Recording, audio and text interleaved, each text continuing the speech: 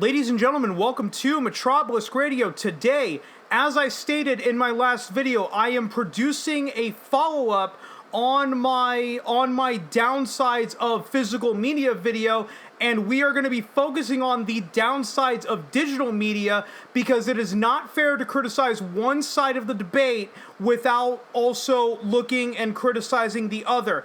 If you have not watched my downsides of physical media video, I will put a link to it in the YouTube cards up here. I don't remember what they're called. If you're watching on BitChute, I'll if I remember to put the link in the description, I'll put it there.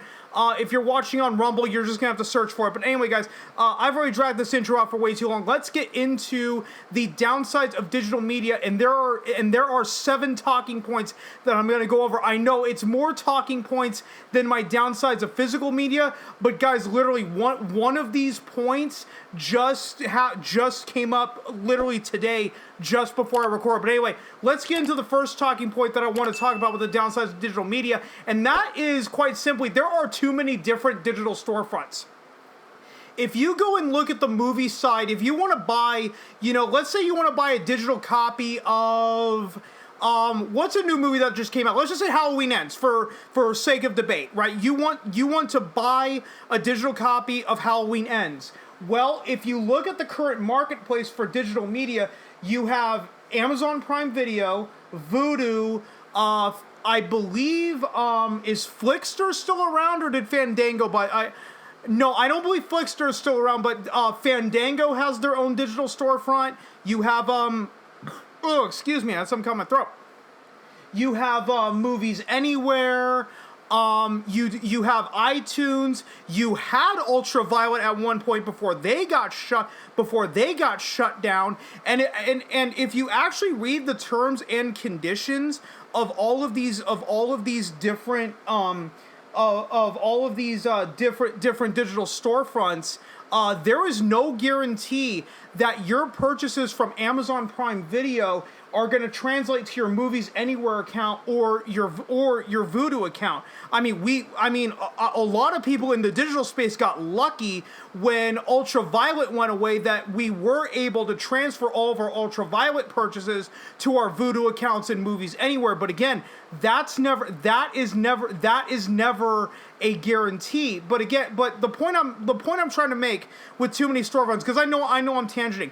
The problem with having way too many storefronts is that it goes into this mindset of companies want you to pay for the exact same content over and over and over and over again. And I've brought this up in my Piracy Always Needs to Be an Option video, that I have absolutely no problem paying for content that I actually want. The problem that I have is when you're requiring me to pay for the exact same piece of content over and over and over again. And if you think that the gaming space is immune, the gaming space is just as bad with too many storefronts. Let's look. I'm not going to look at consoles. Let's look at the PC market. Let's look at the PC gaming market. Arguably, you have the biggest client with Steam, but guess what? There's a lot more than just Steam. You've also got GOG. You've got Origin, which was ePlay's launcher. Not ePlay. God damn it! I really had a brief part. EA's game launcher, not ePlay. I was thinking, I was getting ahead of myself. I meant to say Uplay was Ubisoft's launcher. You then have Battle.net is another one. There's probably more that I'm not thinking of, but still, now you have digital media that is so fractured. Oh, the Epic Game Store. That's the other one I forgot to bring up. And speaking of the Epic Game Store, going back to too many digital storefronts, remember the backlash that ensued when Metro Exodus became an exclusive to the Epic Game Store because the Epic Game Store paid the developers a crap ton of money to take the game off of Steam? They also did the same thing. With Shenmue 3. The Kickstarter campaign for Shenmue 3 promised backers Steam keys at the time. Well, obviously, being an exclusive to the Epic Game Store, they were not going to be able to fulfill on that promise. So, too many different storefronts. Now you have essentially the space for all of these different monopolies to form. Where again, Epic Games Store did not compete with Steam based on having the best platform, best user interface. No, they were competing based on the fact that they were just buying up exclusivity. Microsoft did the same thing in the console space during the 8th generation of gaming. How many developers were they going around to and actually buying timed exclusivity? Back in 2015, Microsoft actually paid Square Enix and Crystal Dynamics a shit ton of money to make Rise of the Tomb Raider an Xbox One exclusive. Now, it did come out to PS4 a year later, but still, the precedent is still there. Microsoft paid a shit ton of money to make a multi-platform game exclusive to their console for an entire year. So again, downsides of digital media: if you have too many different storefronts, you're going to open the door for these mini monopolies to start forming. So anyway, guys, let's go on to my second talking point, because I know I've probably dragged out longer on just the one point. And the second point I want to bring up is just the price gouging on all of these digital storefronts. And I'm going to use the example of the game that I'm playing right now, Call of Duty Black Ops 3. Perfect example. I acquired this game back in 2019. I got my copy. It was a physical copy. I bought it at a pawn shop for $5. I haggled them down from $8 to $5. But still, okay, if I went to GameStop instead of going to the pawn shop to get a copy of this game, I would have only spent $10 at the time. Do you know how much this game is currently selling for on Steam as of the recording of this video? Now, this could change when I upload it. Call of Duty Black Ops 3 on Steam is still selling for $59.99. A game that came out in 2015, one that in 2019 I acquired a physical copy for only $5 from a pawn shop. Again, if I went to GameStop, boo-hoo, I would have only had to spend $10. So fine. WWE 2K18, another game that I still play. I went on the PlayStation Store just for shits and giggles. WWE 2K18 on the PlayStation Store on the digital front is still selling for $59.99. A game that is now 3 versions old since the release of WWE 2K22 is still selling for $59.99 like it was back on launch day. I've brought up in the past all of the price gouging on sites like Voodoo. You know, the example I use is The Great Silence. I used it in my downsides of physical media, but again, for a movie like The Great Silence, you have to know that this movie exists, or you have to be because you have to be a very big fan of spaghetti westerns to even know its existence. Anyway, I could go right now on Voodoo and I can purchase a copy of The Great Silence for $14.99 for a digital file. If I want to rent it, I can rent it right now for 48 hours for $3.99. And if you think that this problem is just exclusive to, obscure movies like The Great Silence, Weird, the Al Yankovic story, that just came out. I think either the day I recorded this or the day after. I don't remember, but I know right now, as of the uploading of this video, Weird, the Al Yankovic story just came out. Let's say you're in the mood to go back and watch UHF, which is the movie that Weird Al did in the late 80s. It's considered by many to be a cult classic. I just checked Voodoo just before I started recording this video.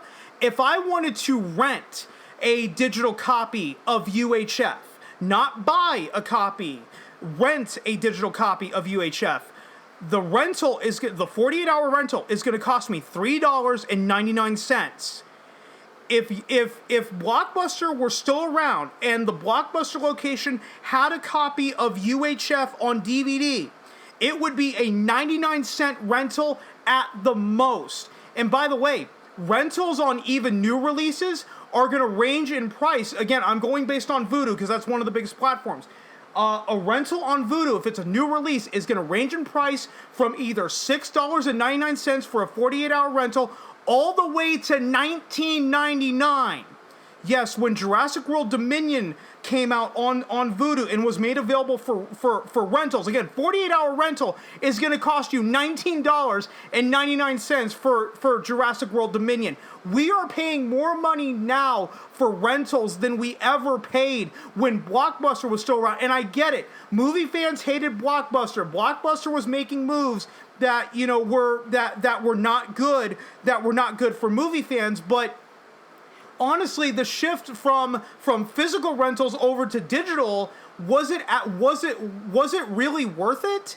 Because look at this now. We're spending more money to rent a movie than what we were paying 15 to 20 years ago to rent a movie from Blockbuster. It's absolutely fucking insane. Anyway, the third point I want to get to is I do want to bring up the HBO Max and also the Netflix purge.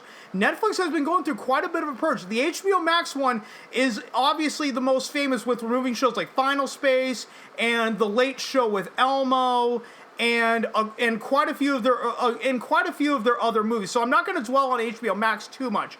But I do want to bring up the Netflix purge that a lot of people are seemingly not talking about. This coming from What's on Netflix. Lilyhammer is actually leaving Netflix in November of 2022. Now, why is that so significant? For those that don't remember, Lilyhammer was the very first Netflix original series. Granted, Netflix did not actually own the show; they were licensing it from the producers, but still. Lilyhammer was their very first Netflix original series. Without Lilyhammer, House of Cards never comes out. F is for Family never comes out. BoJack Horseman never comes out. Fuller House never happens. Another show another early Netflix original that's leaving Netflix, it's probably already gone by now, is Hemlock Grove. Again, another early Netflix original from 2013. All of the Marvel shows, Daredevil, Jessica Jones, Luke Cage, Iron Fist, The Punisher, The Defenders. Anyway, all of the Marvel shows that were on Netflix are now all over on Disney Plus. Longmire, which was originally a show on A&E that was canceled after the third season, was picked up by Netflix. They took it all the way to season 6. But anyway, Longmire is now on Peacock. I'm watching Pluto TV, and on one of the channels they were actually showing episodes of F is for Family. So again, you now have a situation where you can't trust any of these digital companies to actually preserve their legacies. Pretty soon it's going to be, if you want to watch Lilyhammer, unless if another streaming service picks it up, you're gonna have to pirate it. Same with Hemlock Grove, because remember, a lot of Netflix original shows do not get released to DVD or Blu-ray. I believe only the first season of Daredevil was released to Blu-ray. Only the first 2 seasons of Stranger Things got a Blu-ray release, and they never had a DVD release. It was Blu-ray only.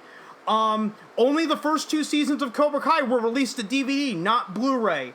I'm trying to think of others. Yes, Orange is the New Black and House of Cards all did get DVD releases. However, Netflix did not actually own those shows. They were licensing them from the production companies that were making them. But the point still stands. Good luck trying to find any of these Netflix shows physically. So pretty much, like, once Lilyhammer leaves Netflix, that's it. It's gone.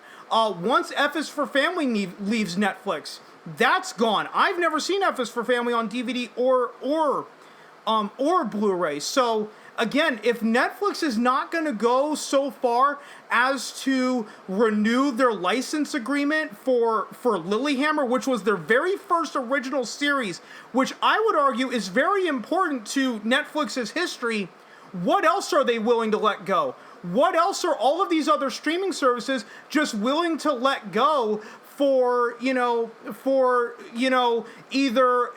tax write-downs or just other reasons of, we just didn't feel like renewing the license agreement, history be damned.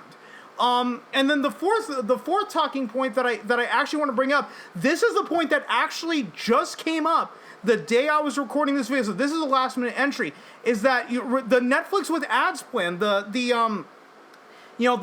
big ad plan that Netflix has been hyping up to make it more cost efficient. Guess what? There's actually quite a few shows that are actually missing from the ad plan. And this article here from Game Rant, who I believe pulled the information from Deadline Hollywood. But here we go. These missing shows include certified hits like Cobra Kai, The Crown, Peaky Blinders, Arrested Development, New Girl, Friday Night Lights, and Breaking Bad. Basically, if you're on the ad-supported tier of Netflix, you ain't watching Cobra Kai, The Crown, Peaky Blinders, Arrested Development, New Girl, Friday Night Lights, or Breaking Bad. On the movies front, things aren't looking much brighter because Basic with Ads lacks access to the likes of Skyfall, 28 Days, and several of the current most popular films in the US, all of which do show up in searches but are locked behind a padlock icon. I'm trying to find this. No,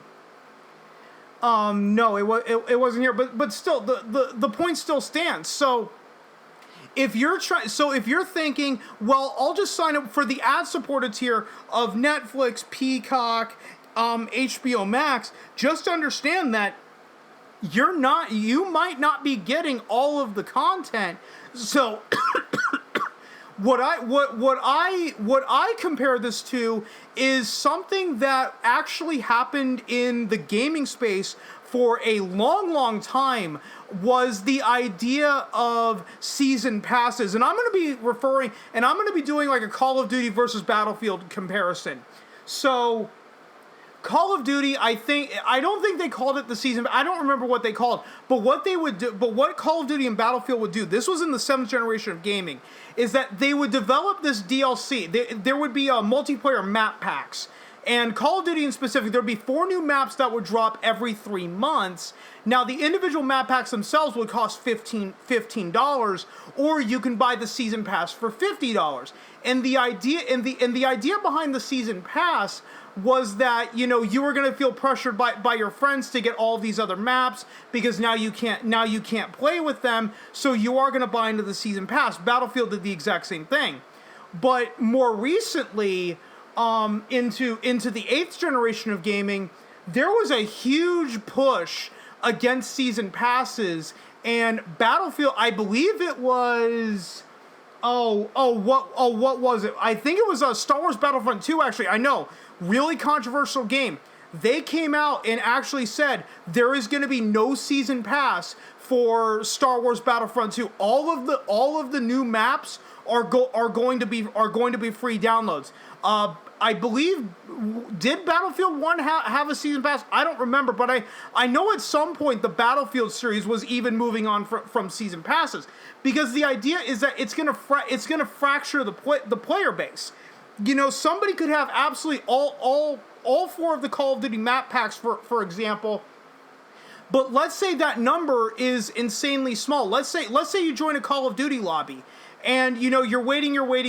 You get to vote on the map, but most of the maps that are coming up are maps that are available in the base game because, well, the vast majority of people don't have all of these DLC maps. So unless if you can find a lobby that's going to pair up all these players that have all four of these map packs, you're going to be stuck playing all of these base maps.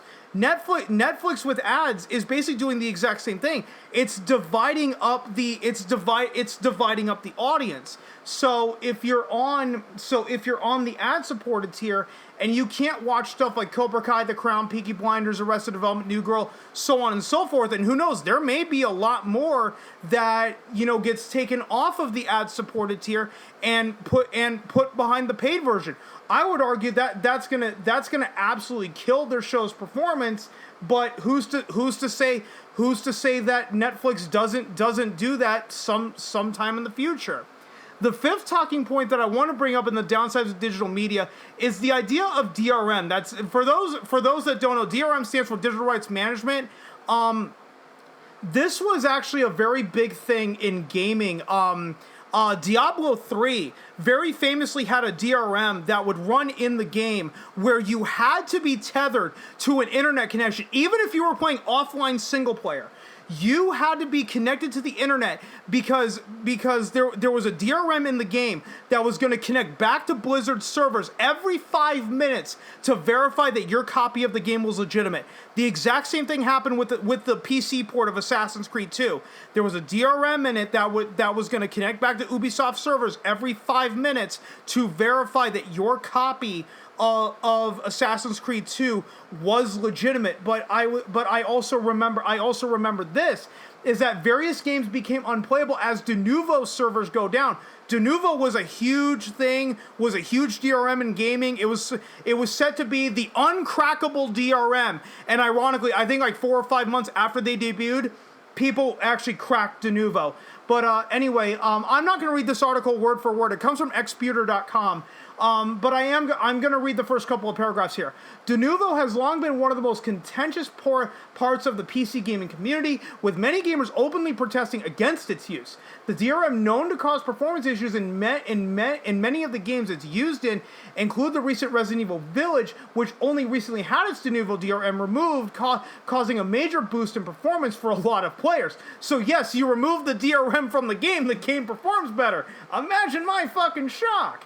According to various forum posts around the internet, it seems a lot of the games that are currently employing de novo have stopped working. This is due to the fact that the servers for de novo have gone down, and more specifically, de novo allowed the domain name to lapse, so the DRM could no longer connect to the servers to verify the copy. So anyway, I'm getting ahead of myself. These games affected by the de novo shutdown, these games include, but are not limited to, major titles like Middle-earth Shadow of War, Shadow of the Tomb Raider, Dead Rising 4, and the more recent Guardians of the Galaxy game at the time, which only came out a week prior to de novo shutting down. You know, and the thing is, connecting this back to the movie side.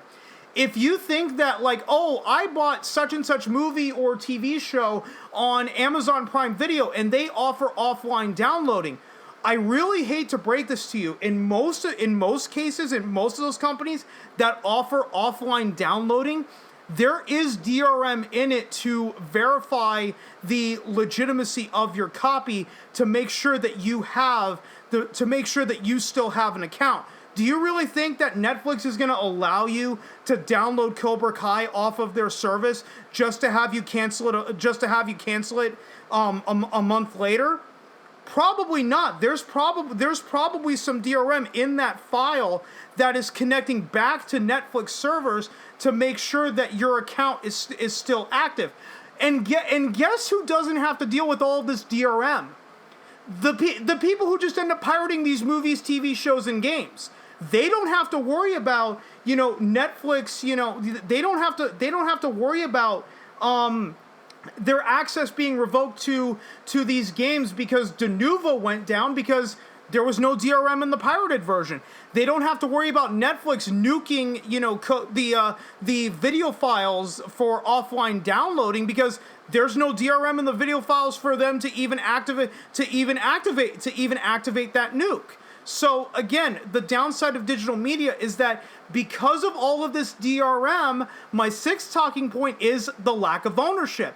You don't own your digital media in the same way you own your physical media. And I know that in gaming, physical media is basically becoming more and more like coasters.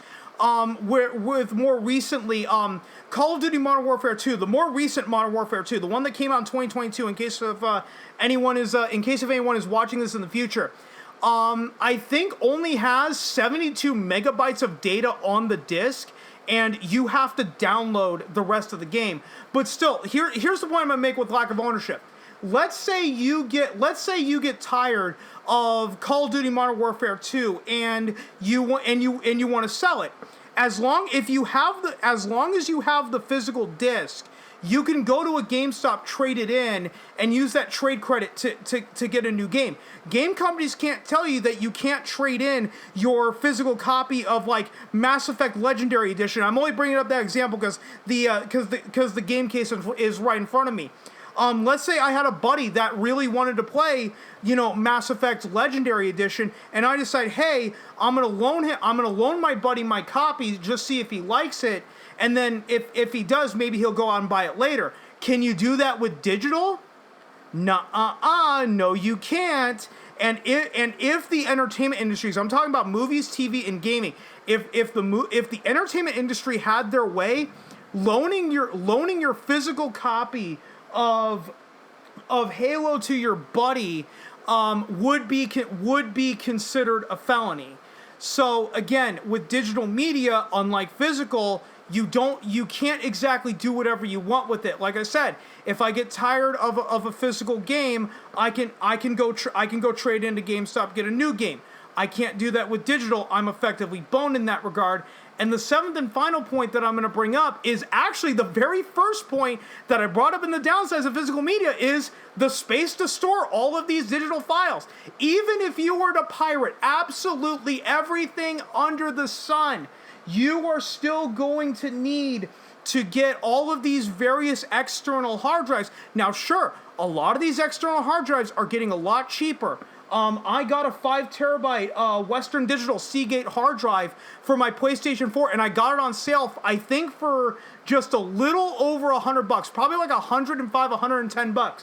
But still, if I were to pirate everything under the flippin' sun, I could fill up that 5 terabyte hard drive in just a matter of a couple of weeks.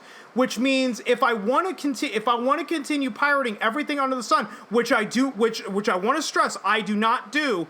I do not pirate everything under the sun, but let's say, I'm that type of person that I want to continue to pirate everything under the sun. I would have to buy a brand new 5 terabyte SSD hard drive every 2 weeks. Guess what? That's going to get insanely expensive. And on top of that, it doesn't matter if you have a 300 square foot apartment or a 300,000 square foot mega mansion. At some point, it's not a matter of if you run out of room, it's a matter of when, because where exactly are you going to store all these hard drives? Sure, these hard drives are smaller than physical game cases and having, 500 games on a shelf, but still, what are you planning on doing? Storing 500 5 terabyte SSD hard drives? You're still going to run out of room for all these hard drives. Now I know I've dragged this video out for longer than my downsides of physical media, and I want to end this video off with this. The purpose of me doing this duology, this downsides of physical media and downsides of digital media, is basically just to illustrate that in this debate, there's really no good solution to either claim. Physical media has loads of downsides that I already mentioned in that first part, and I'm not going to retread over old ground. But digital media itself, in its current form, is not going to be the savior. If you think that, well, I'm going to buy a digital copy of Game of Thrones Season 1 on iTunes, and I'm going to have it in my iTunes library forever, guess what? If you read those terms and conditions in all those digital storefronts, they do say that they can revoke access to your digital library at any time for any reason. A news article that I brought up in my Piracy Always Needs to Be an Option video was that Sony, on the PlayStation Store, was losing access to a bunch of movies like the Hunger Games movies, the John Wick movies, the Paddington movies. So if you bought all of those movies through the PlayStation Store, you were basically told you were going to lose access to those movies as of a certain day. I don't remember the day when the access was going to be revoked. So again, physical media has a load of downsides. The space to store it, the fact that it will degrade, the fact that, the machine that is required to play the physical media is not designed to last forever. However, if you think that digital media is going to be the savior, is going to be the one that is going to shelter your purchases from here till the end of time, I hate to break it to you, but in its current form, it's just simply not going to happen. And guys, I'm going to go ahead and end this video right here because I know we've gone on for half an hour and I think this has been long enough. If you stuck around this long, thanks so much for doing so. And if you've been following me long enough, you know I'm terrible at ending these videos, so I'll just see you guys next time.